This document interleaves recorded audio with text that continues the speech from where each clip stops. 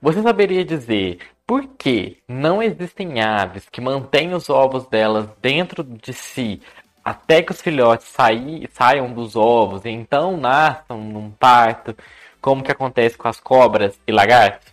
Vem entender um pouco mais da evolução da viviparidade nos vertebrados e quais os requisitos necessários para que esse comportamento evoluísse e fosse o padrão de nós, mamíferos, que é manter os filhotes dentro do próprio corpo. Sejam muito bem-vindos ao canal Eterna Busca. Eu sou o Jordan, biólogo e mestre em ecologia de biomas tropicais.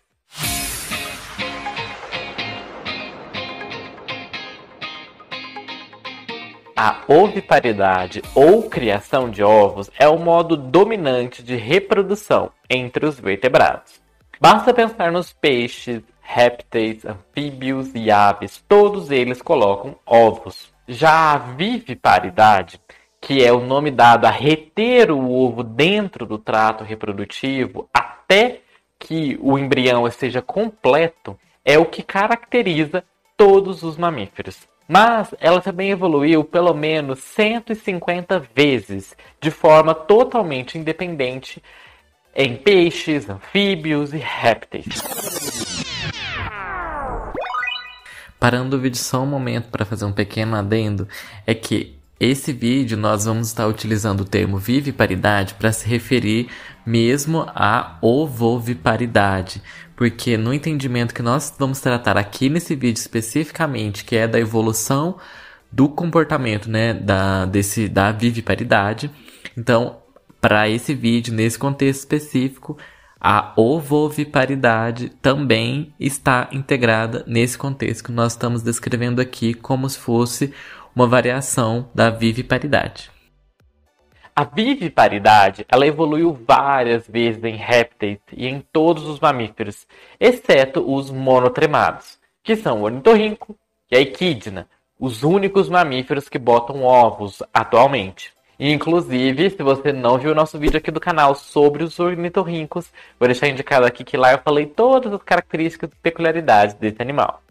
Já as aves, elas são notáveis entre os vertebrados por não terem nenhum representante vivo que seja vivíparo. Essas múltiplas origens da viviparidade sugerem benefícios gerais para esse tipo de comportamento, com uma ampla gama de grupos de animais dos mais diversas histórias de vida e habitat. Nos répteis escamados, que são os lagartos e cobras, por exemplo, a viviparidade ela é o modo reprodutivo mais comum em climas frios, e as origens recentes da viviparidade nesses grupos também estão associados aos climas frios. Fêmeas grávidas em climas frios podem se manter termorreguladas, né, que é manter a sua temperatura adequada para manter os embriões delas mais quentes do que se essas lagartos ou cobras ficassem em um ninho e deixassem seu ovo lá. Porque se deixar ele lá, fica a mercê do tempo, e o tempo é frio, então, né? A termorregulação da fêmea pode, assim, garantir que o nascimento ele vai ocorrer na estação apropriada, ou mesmo que a reprodução vá ser bem sucedida. E nós vamos voltar nesse tema aqui, mais pra frente aqui no vídeo. A viviparidade ela também é vantajosa em habitats muito úmidos ou secos. E isso porque, mantendo o ovo dentro de si, evita a necessidade de as fêmeas encontrarem os locais adequados para colocar o ovo. Porque se for muito úmido, ele vai estar muito exposto a muitos tipos de fungos, bactérias e outros tipos de patógenos. Se for muito seco, ele perde muita água para o ambiente. Nos répteis, a viviparidade ela está associada a uma infinidade de características morfológicas e fisiológicas que são integradas, que não estão presentes em répteis ovíparos, que são os ponhólogos.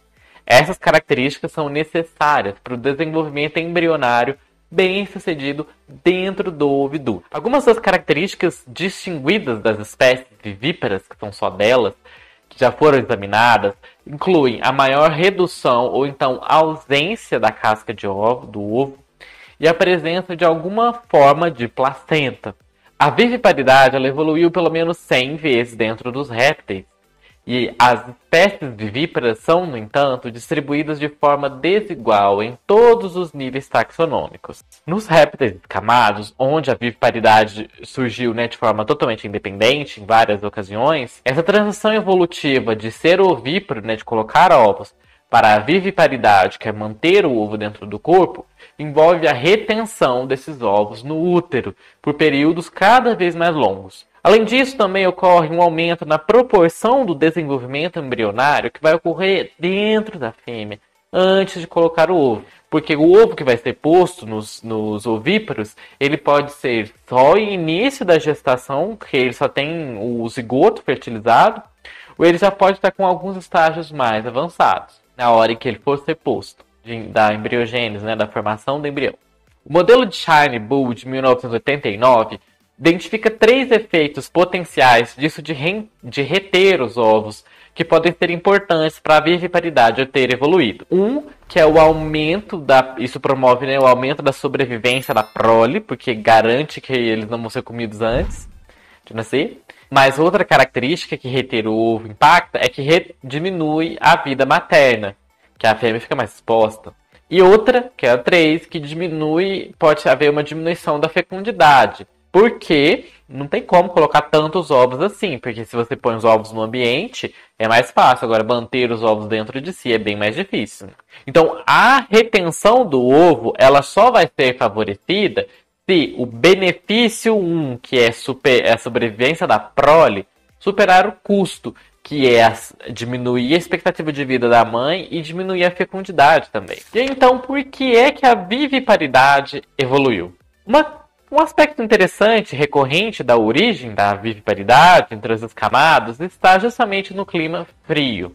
A viviparidade dos escamatas, que é o nome dos lagartos e das cobras, frequentemente evoluiu em altas altitudes. Várias linhas de evidências, elas sustentam a hipótese de que a viviparidade ela é adaptativa sob essas condições, porque ela traz benefícios relacionados à termorregulação, que é a regulação do próprio corpo para a manutenção do ovo. Como a taxa de desenvolvimento é afetada pela temperatura, os ovos postos em ambientes frios, eles podem se desenvolver muito lentamente para eclodir antes do início do inverno, ou eles podem acabar morrendo nas baixas temperaturas. Os escamados, mantendo os ovos dentro deles, eles podem atuar como sendo tipo uma câmara de incubação móvel, porque ele não vai precisar deixar o ovo dele lá às intempéries do tempo. E assim ele vai regular a temperatura corporal dele para o desenvolvimento ideal dos ovos que estão dentro do animal. No entanto, o clima frio não pode explicar as origens da viviparidade nas cecílias, por exemplo, são as famosas cobras cegas, e em escamados tropicais e subtropicais, como os nossos aqui do Brasil, onde a sua evolução presumivelmente traz outros benefícios, porque é quente, então não teria esse problema da formação, né, do desenvolvimento embrionário. Nos mamíferos terrestres, a origem da viviparidade pode estar associada ao padrão de fornecimento de nutrientes. E essa origem está provavelmente associada, e veio antes dela, à altricialidade, que esse termo, a altricialidade, se refere a quando o animal nasce totalmente indefeso e não sobrevive sem o cuidado dos pais. E outra característica importante para a evolução da viviparidade é a matrotrofia, que é o nome dado a todos os processos nas quais a mãe alimenta os filhotes a partir de estruturas do próprio corpo, e não tipo as aves que dão comida externa. E para entender a diferença entre o que é um filhote altricial e um precocial, nós vamos usar essa imagem de exemplo. E aqui vocês veem um exemplo do que é um filhote altricial. Por exemplo, tem um periquito, né, um papagaio, aí um pelicano e um ninho de passarinhos. Eles são totalmente indefesos, às vezes até meio que mal formados, tá vendo? Os olhos às vezes nem é aberto ainda. Já um animal precocial, aqui temos o exemplo do pintinho, da galinha, o pato, a ema. Esses animais, eles já conseguem andar sozinhos, comer sozinhos, caminhar atrás da mãe. Então, eles são precociais. As pressões seletivas que levaram já à viviparidade nos peixes, ela é meio incerta. dado que a predação ela pode causar um enorme impacto nos ovos aquáticos. Talvez reter os ovos dentro das fêmeas aumente a sobrevivência dos ovos. Mas então vamos para a pergunta. Por que existe uma proporção tão pequena de anfíbios e peixes ósseos que dão à luz aos seus filhotes? Seria melhor reter o ovo? A resposta está em parte no fato que a maioria das espécies desses grupos tem fertilização externa. Para que a viviparidade evolua, é necessário que os óvulos sejam fertilizados dentro do trato reprodutivo feminino. A fertilização interna ela é provavelmente mais do que um pré-requisito. Ela também pode predispor linhagens para a evolução dos certos tipos de hábitos de vida. A evidência de que essa suposição deriva do fato de que a maioria das linhagens de peixes ósseos evoluíram com fertilização interna também possui representantes vivíparos. Além disso, os condrictes, que incluem os tubarões e raias, nos quais a fertilização interna é muito comum, apresentam um elevado número de origens da viviparidade, e eles perdem apenas para os mamíferos, na porcentagem de espécies que são vivíparas. E aí vamos entrar então no processo da transição para se tornar um animal vivíparo.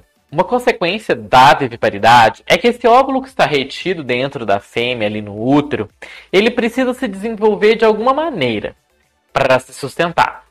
Ou ele vai utilizar a gema, ou ele pode obter parte ou totalmente os seus recursos da mãe.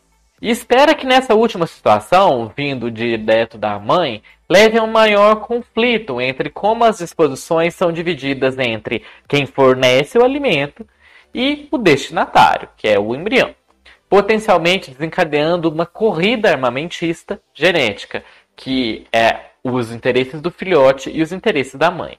E se você gostou desse tema, que é falando mais sobre a viviparidade, o nosso próximo vídeo dessa série de vídeos, nós vamos falar mais sobre a placenta, a origem da placenta, que nós já pegamos o gancho aqui no final desse, né? Então vejo vocês nesse próximo vídeo, não deixe de se inscrever. Eu vou deixar indicado um outro vídeo que nós falamos sobre a questão das aves e do seu cuidado parental. Vou deixar indicado esse vídeo aqui específico e essa série de vídeos muito legal. Vejo vocês no nosso próximo vídeo e até mais!